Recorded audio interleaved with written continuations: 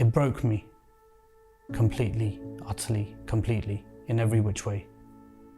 And then when you're at that lowest level in every way, you know, emotionally, financially, some people choose to stay at the bottom. And it's hard, it's really hard to get yourself up.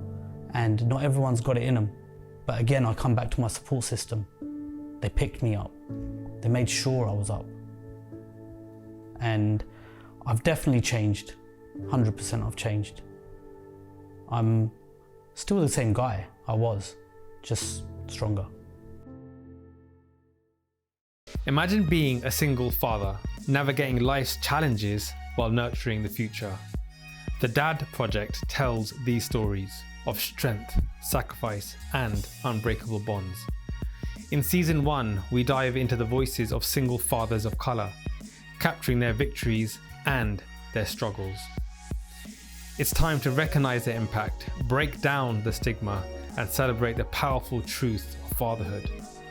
Join me, your host, Naroop Jhooti, on this inspiring journey.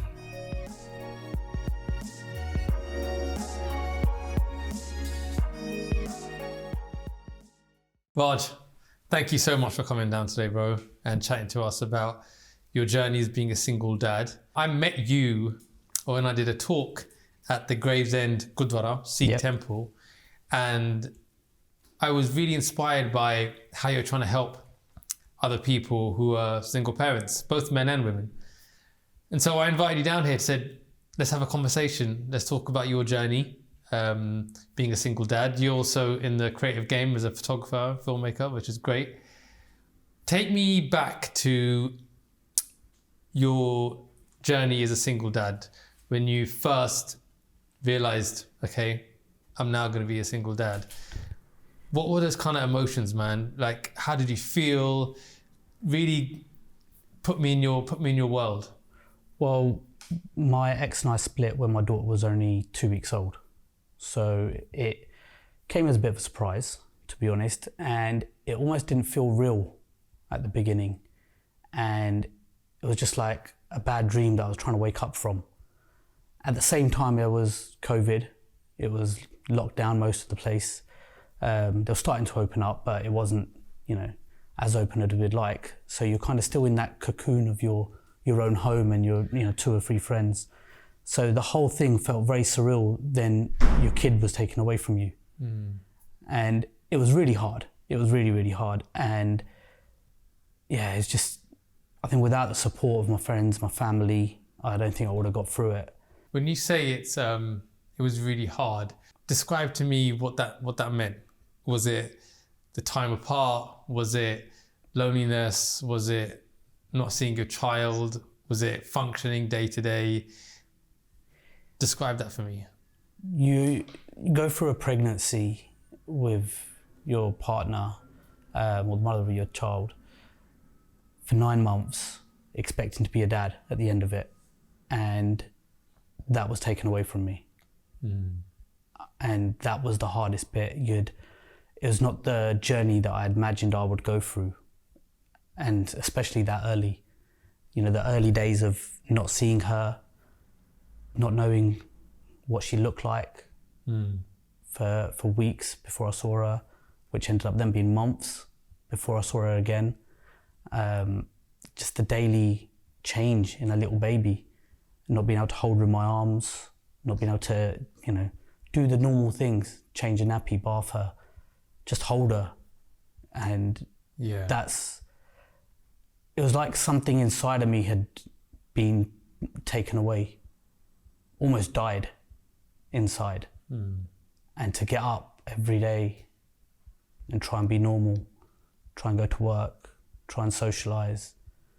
And I work in a social environment. I'm a wedding photographer. And locally where I lived, everybody knew I'd had a kid. So then I've got the community coming up to me saying, how's your baby, how's your baby? And you just smile and say, yeah, she's good. But inside, you know, you don't even know because you didn't see her. We as fathers, I think during that pregnancy period, we change. We change because Absolutely. You're now preparing to play a different role in the dynamic. You're becoming the protector of your now. This is now your family's growing. Yep. And so hormonally, emotionally, you're changing.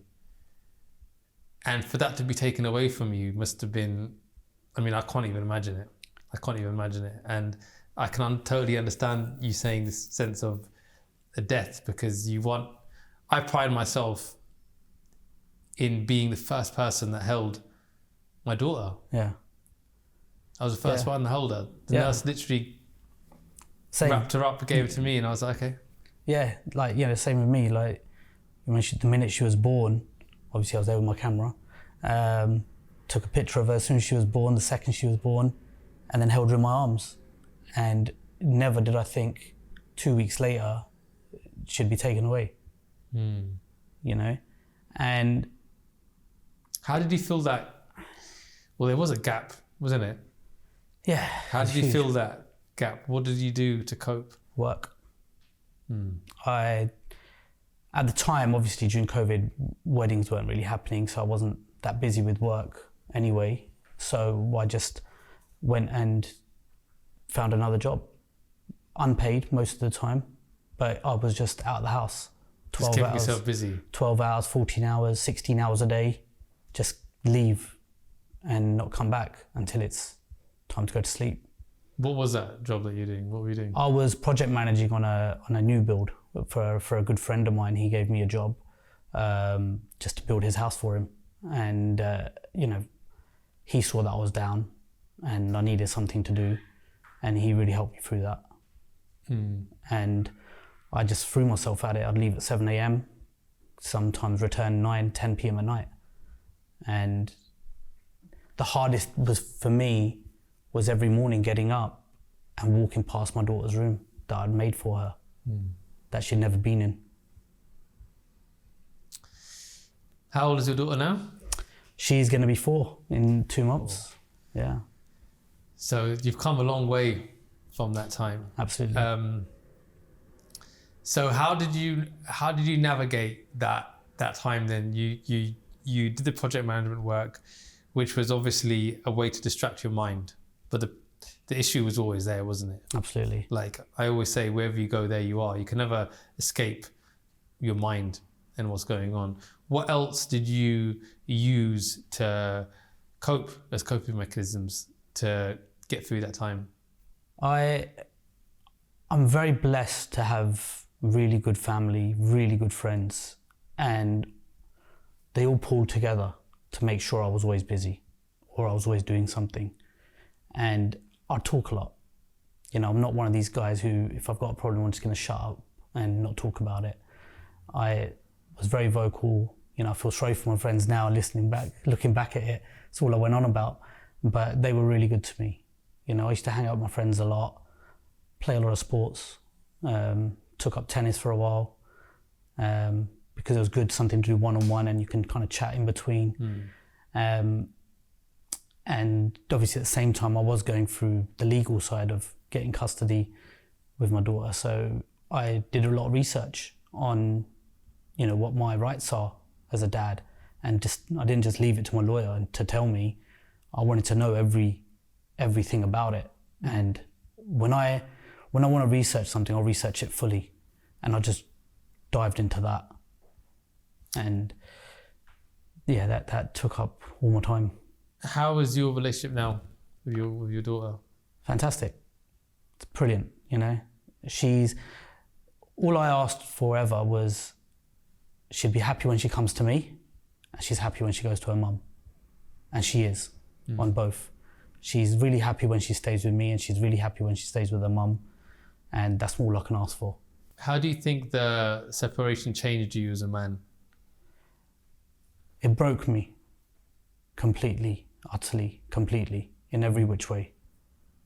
And then when you're at that lowest level in every way, emotionally, financially, some people choose to stay at the bottom. And it's hard. It's really hard to get yourself up. And not everyone's got it in them. But again, I come back to my support system. They picked me up. They made sure I was up. And I've definitely changed. 100% I've changed. I'm still the same guy I was. just stronger. I can totally relate to that because I was also at that rock bottom place where I felt like, okay, I'm broken now. And I was lying in bed and it feels like it happened yesterday. I said to myself, I want people to say Naroop came out of this a better man than he went in. And I will never let this moment define me. It's important and it had to happen. Right, this is my journey. Yeah. But this is not what I'm going to be known for. And I think that sense of self-worth that I deserve to be happy and deserve to be the best helped pull me out of that really difficult time. Did you do any kind of self-talk, self-work? 'Cause I think when you're on that journey, it doesn't matter what anyone says to you. Because the phrase that I always got told was, everything happens for a reason, don't worry. And I'm like, thanks, but what does it actually even mean? And it's not what you want to hear. It's not what you want to hear. No. But I think you become your own best friend. You do, yeah. Because there's no one can tell you anything. Because no one can really, well, people can relate to you. I can relate to you. Yeah. But I didn't have any single fathers who I knew, which is one of the inspirations behind this project. Yeah. Which is why I love talking to single dads, because I'm like, we just get it. You know it. You're like, okay, you totally get it. And I became my own best mate. I'm like, Naroop, I've got to get out of this situation. No one's going to do it for me. But I don't want this to stop me. Did you ever have those conversations with yourself? What kind of stuff did you say to yourself? I used to say the same thing. Why me? Why has this happened to me? You know, I was always going to be a good dad. This is everything I've ever wanted. Why am I going through it? What have I done? And I took myself out of the self-pity and I actually went on the search for other single dads. You know, I knew of a couple who, you know, were in my area. They're friends, but not like the sort of friends that, you know, you could talk to every day, just someone you kind of see in passing. Contacted them, started chatting to them about their journeys, what they do, how they've gone through it. And then, you know, not everyone had a success story, but some did, and they gave me a lot of hope. What did they tell you? Keep doing what I'm doing, you know, stay on the straight paths, don't turn to alcohol, things like that, which is very easy in our community to do, which I was never in my headspace anyway, but just gave me good, solid advice how to be a good person and stay as a good person. And if you're patient, you know, good things happen. And they did, you know. How do you think you've changed as a man throughout all this? I've definitely become stronger as a person because I feel your child being taken away from you in whichever way it is, that's probably the hardest thing you can go through as a person. Like, as you get older, you accept the fact that you might lose a parent, you know, maybe lose a sibling, lose a friend, but you wouldn't think you lose your child in any way. And when you're not seeing them, you've lost them for that period of time. So as far as you know, it's almost like grief. You're going through it. And if you can get through that and come out a better person, be stronger, be in a better headspace, there's nothing that can break you. Do you ever suffer from parental guilt? Yeah, absolutely. Absolutely. Like, I have a good relationship with my daughter, really good.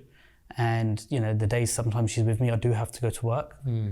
And the guilt when I have to leave her, you know, even if it's for 2 hours or 3 hours, I don't want to go because I feel I've lost out so much.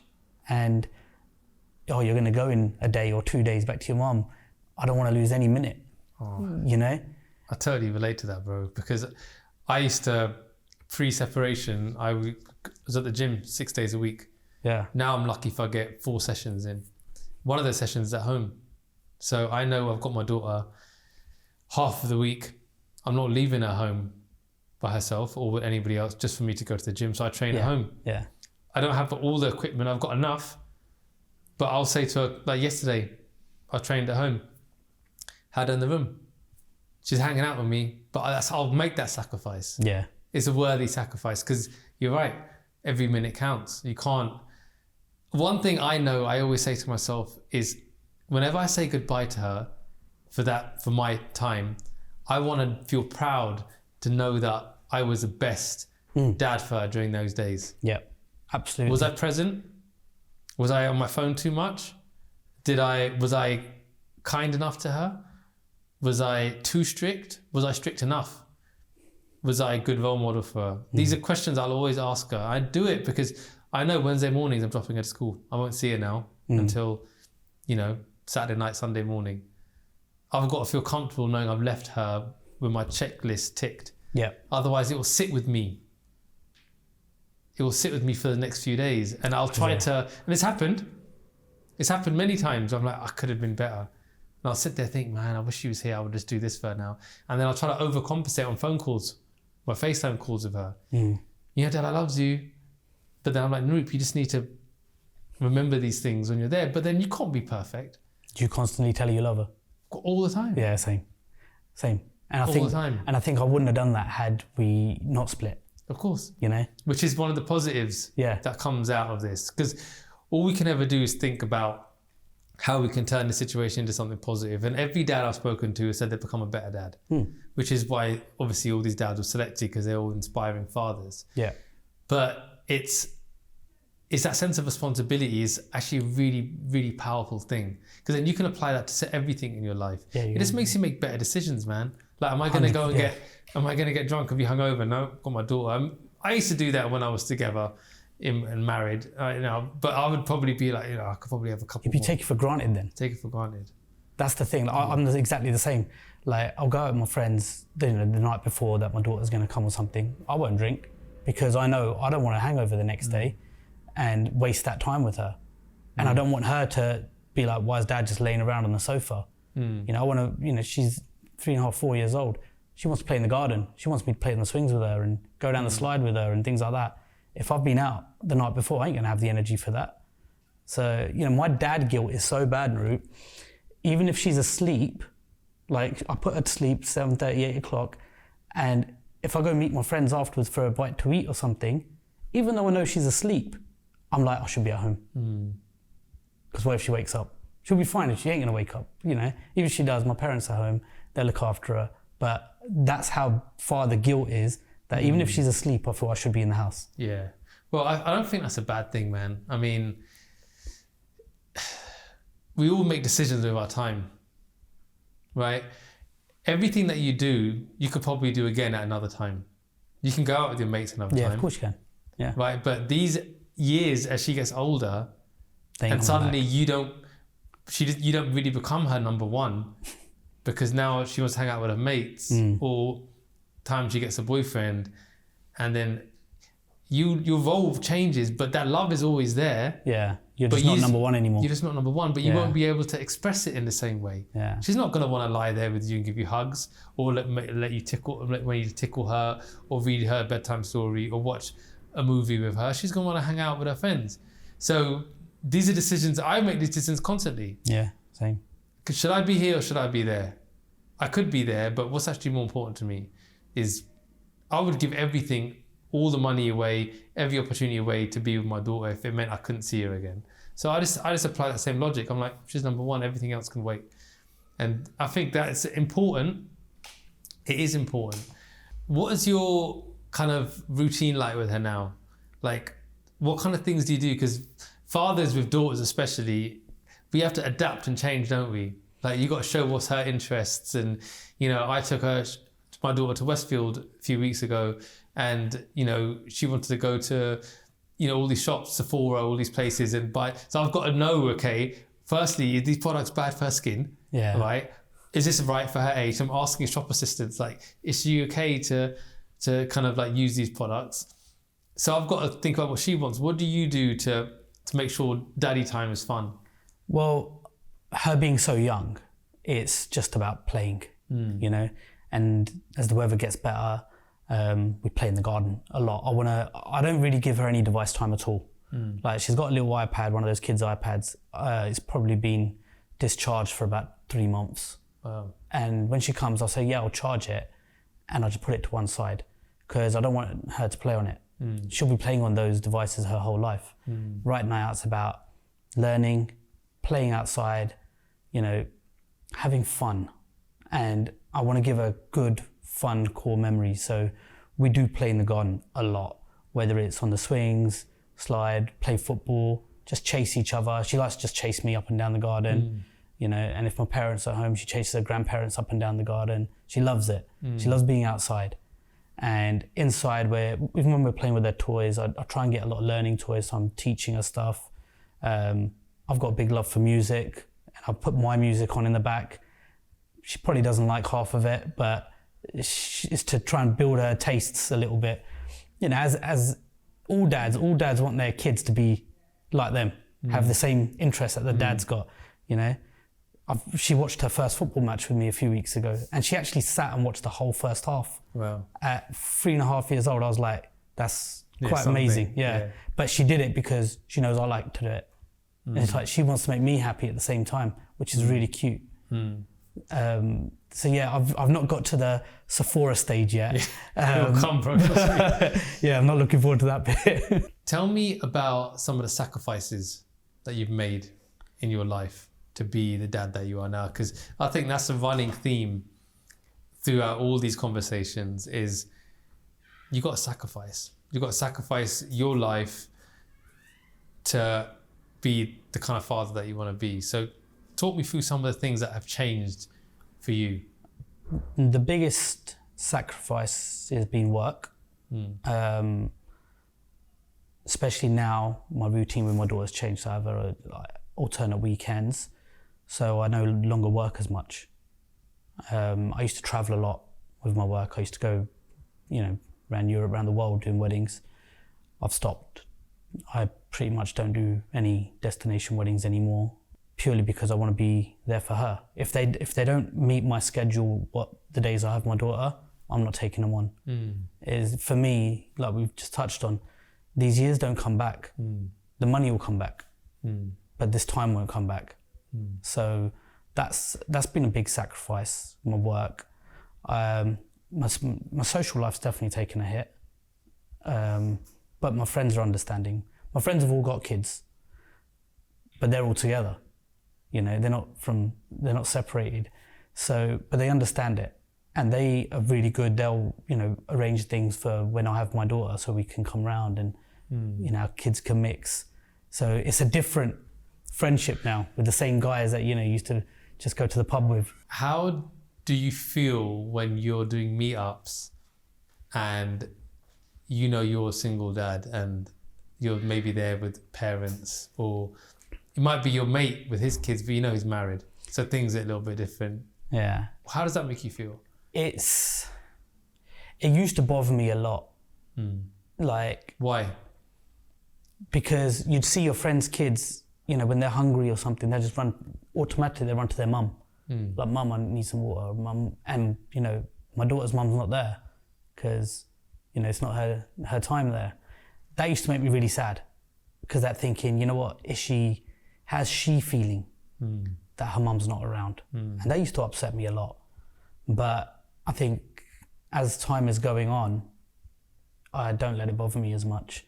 I'm just mum and dad, when she's with me. And I'm sure, her mum is mum and dad as well when she's with her. It's still, to this day, I still feel it. Yeah. I really do. But yeah, they do adjust, and they do say kids are resilient, innit? They say kids are resilient, but that doesn't compensate from what the life you want to give her. Because Amy asked me a really interesting question. Why do you think you were able to be the type of dad that you are? And I said, it's because I was given amazing role models through my parents.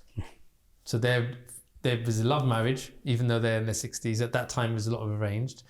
They love each other just as much now as they did when they were first together. They gave us everything. I don't think I've got any childhood issues. When you think, dad wasn't there, or the mum relied too emotionally upon the child. None. I take my hats off and say my parents are perfect to me. And I feel sad that I haven't been able to give Lara that, which is very difficult to process, especially when I see my brother and he's got a girl and a boy and amazing wife, and I see this life he's living, and I'm like, man, it's so difficult. Because then you naturally ask the question like, dude, you look up like God, whatever, universe, really? Like, you know? But then you can't live in that state, can you? No, because absolutely not. it will just destroy you. So you've got to be. What I try to do is be like, okay, universe, you've given me a challenge. Guess what? I'm just going to show you that I'll smash this. Yeah. And I'm not overcompensate, but the interesting thing is when I dealt with my separation and being a single dad, I'm like, was I really getting vexed that I got a £60 parking ticket? Like that just means nothing. Like, what is really going to phase you if you can come through this and the other end? It just makes you so strong that you're like, none of this stuff even really matters. Does any of that stuff is that relatable to you in terms of wanting to having created this life for your child and feeling that, okay, she may not have what I really wanted to give her? Everything you've said, like, my parents were great role models, you know. Going to my dad, he was faultless, you know. He worked hard, but he gave me everything. And that doesn't mean material things, that means emotional support and any support in general, you know, whether it was I wanted to play football or what team I supported, if I wanted to go out, when I first started drinking, you know, my dad never, you know, there was never a, how do I put it? There was never anything that my dad wouldn't do for me, you know, or wouldn't guide me with. And he taught me, without teaching me, how to be a great dad. But do you think your dad could do what you're doing now? Do you think your dad could have been a single dad? Because I know my dad. No. My dad has said to me, sometimes I'm with Lara and he goes, "You're doing great, man. I couldn't do what you've done." Because that generation was so different, wasn't it? That's the thing. I don't think my dad ever changed either one of mine or my brother's nappies. Never. I think he's told me he never had. See, my dad was very hands-on. My mum had a corporate job. My dad was self-employed, so my dad was actually around more than my mum. Interesting. Growing up. So, but he was always fun, you know. He left the discipline to my mum. Right. You know, we were more scared of her in a way than we were my dad. We knew when my dad walks through the door, we're gonna have fun. Right. You know, it weren't like, you know, some Indian families of that generation where, you know, be scared of your dad. We weren't. And my sister has 4 children, and her 3 eldest, as they were growing up, I treated them like my own. And they always kept saying to me, "You're going to be the best dad, you're going to be the best dad." And when my daughter was born, they were like, "Oh, she's so lucky to have you as a dad." And they still say it. And they call me their second dad, you know? And I couldn't wait to be a dad. And it was like your whole world just got shattered. Do you think that single dads of colour are misunderstood? This sense of, it's the women who want to have kids, it's not men, and the women will handle most responsibility and not men. Because like you, I just always wanted to be a dad. I love children. To this day, it's just, I love being around kids. It just gives you so much, it brings you so much joy. Do you think that's the case, that we are misunderstood? 100% we're misunderstood. And especially in a separation, automatically it's like, well, what did he do? He must have done something. Because no woman wants to be a single mum. But that's not always the case, as you and I know. And we are definitely misunderstood because of the older generations who had kids and weren't present. You know, a lot of, you know, our generation of people grew up with mum and dad was always at work, and dad would come home from work, go out to the pub maybe, or whatever, or just ignore the children in a lot of houses. You know, I've seen it in my own family. My dad wasn't like that, therefore I was never going to be like that. So you think it stems from our parents' generation, and this idea that the man never really did much, and so that's projected onto us. Absolutely. Which I know is obviously not true. Yeah. That's interesting. I didn't think of that. That is actually really interesting. Tell me about your work with the Asian Single Parents Network, because that's how we met. Yeah. And I found it really inspiring that you've taken your experiences and now channeled it into something so positive, that you want to help others, men and women, who are dealing with all aspects of being a single parent. Tell me a little bit about how you got involved, your journey working with them, and what you hope to achieve.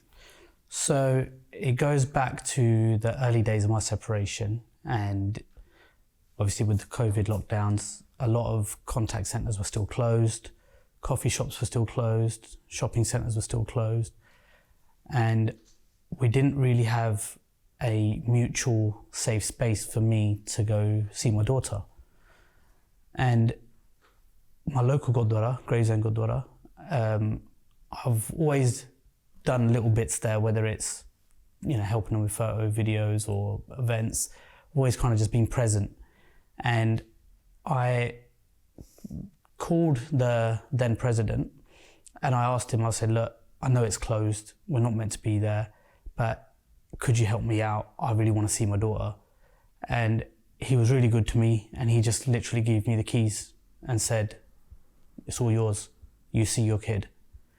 And at that point I thought, whatever I do, something, like going forward, I've got to do something here at the Gurdwara to help others in my situation. I was lucky I had that contact, you know, and I could go to him and have that access, but not everyone can.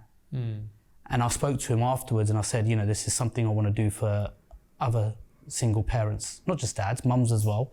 I want to create a safe place for us to see children, and at the same time you can learn about Sikhi, and also it's in the community. And that's the biggest thing, because I don't know about you, but dealing with the community is another challenge. You become a single parent, so people look at you differently, treat you differently. And especially when you go to the Gurdwara for an event or even just to go pray on a daily basis, people look at you differently and they'll be like, you know, they do the side tilt of their head. How's your daughter? You know, how are you? It's like, I'm fine. You can do it without the sympathetic nod. You know? Do you think they feel sorry for you? Yeah, right. I think some feel sorry for you. Some look down upon you. It's like, you know, there's something wrong with you almost. So I thought we've got to do something to take that stigma out. And then at the same time, during COVID, the Gurdwara started a health and wellbeing team to help people with general fitness, well-being, and the biggest thing was mental health. And I was part of the group who started that. We've got a great team, and you know, we do a lot of different events. We do like suicide prevention, alcoholism, general like health care about your body, like whether it's dental care or something like that. We have people coming in. And for me, I wanted to do something involving Asian parents, single Asian parents, and creating a support network, somewhere for them to come share their story, get advice. And that was when I was introduced to Aruna from Asian Single Parents Network. And we have been planning this event for some time, and the Gurdwara were great with us. They were like, yeah, you know, pick a date, it's yours. And if it goes well, you can do more. And you know, you were there at our first one. We're hoping to do some more. And for me, it was always, I've been through this journey, like as you know, and you know, all single parents know, you know, mums and dads. It's a really tough journey to go through. And you know, it doesn't matter if you've got a great amicable relationship or whether you haven't with your ex. Either way, it's difficult. So can we do something as a community just to support each other, just to make that, you know, that journey a little bit easier? And if we can, even if we can help one person, it's worth doing. So that was always my mindset. That's beautiful, man. I'm sure you meet people at these events. I know I met a couple of fathers at the event, single fathers. If you met someone now and they said to you, Raj, man, look, I've just split up with my partner, I'm gonna be a single dad, I'm feeling really low. All the emotions that, you know, you've been through, that I've been through. What kind of advice would you give to them to give them hope, what would you say to them? Don't fall. Keep your head up. Keep strong. It's the only way you're going to get through it. If you're not seeing your kid, you're not going to see your kid if you keep falling down the hole. You need to prove to yourself, to your kid or kids, and unfortunately to the legal system, if you're going down that route, that you're fit enough to be a dad and fit enough to be a parent, you know? Because sometimes there's mums not seeing their kids. You've got to show up just like you would have shown up if you were together. Yeah. If not more, definitely more. I've experienced feelings that I've never had before of being overwhelmed. And what that usually feels like is everything stacking up on each other, right? So now I constantly feel that someone needs something from me constantly. Sometimes I go to people's houses or see people, they're just sat there just watching TV. I'm like, how have you even got time for that?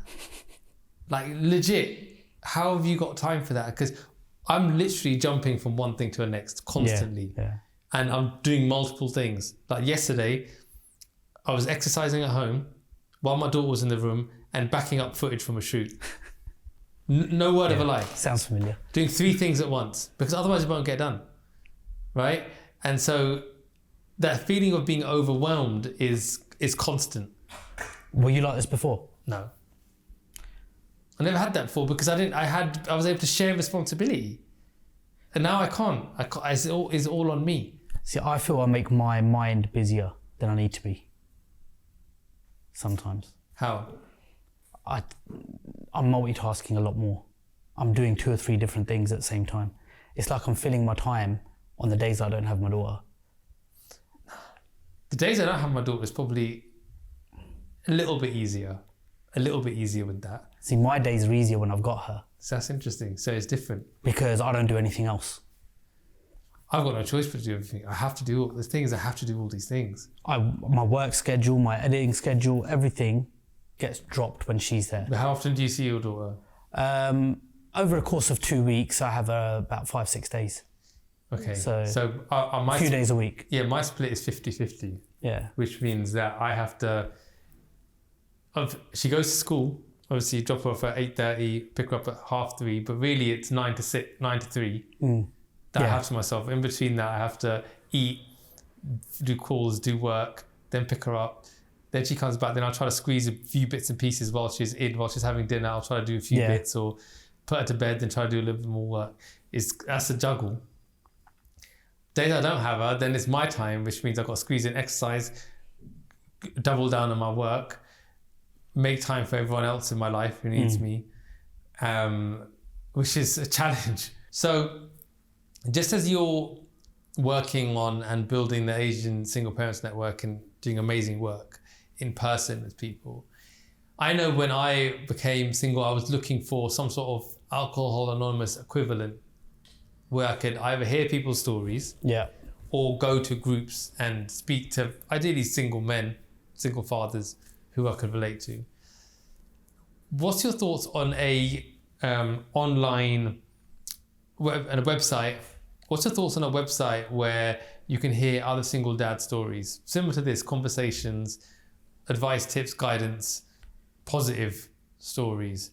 Would you have used that? Would you still use that now? Yeah, I definitely would.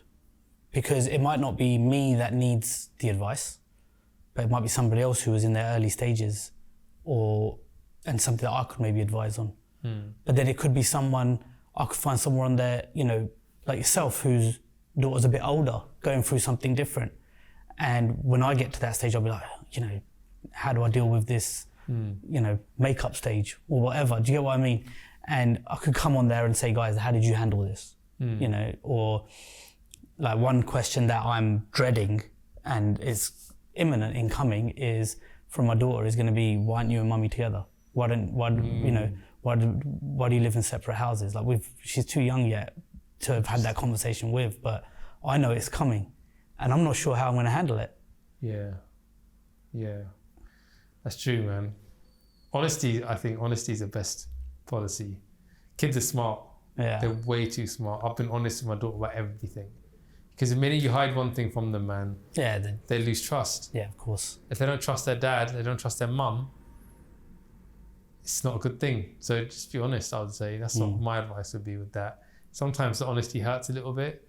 It's going to be difficult, but then even if you were together in a marriage, there's difficult questions to answer. Yeah, of course there is. Yeah. So, but I always think it makes you a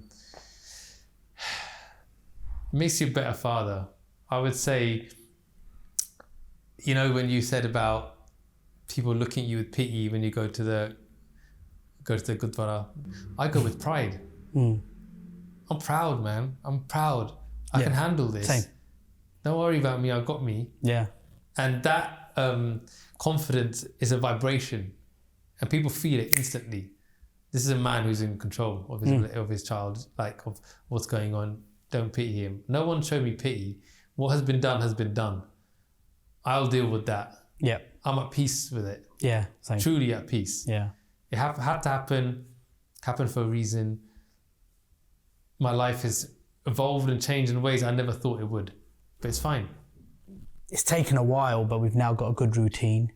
You know, my daughter's mum and I getting on really good.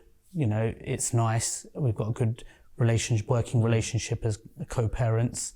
My daughter's happy, and yeah, I feel happy again. You know, and excited, and I'm enjoying life. Good. I'm really enjoying life. Well, Bob, look, thank you so much for coming down today. Thank you for having me. Having you here on set, being a photographer and filmmaker as well, it's nice to have you. Yeah, it feels weird being this side of the camera and not there. You were really good though, Bob, and your story is inspiring.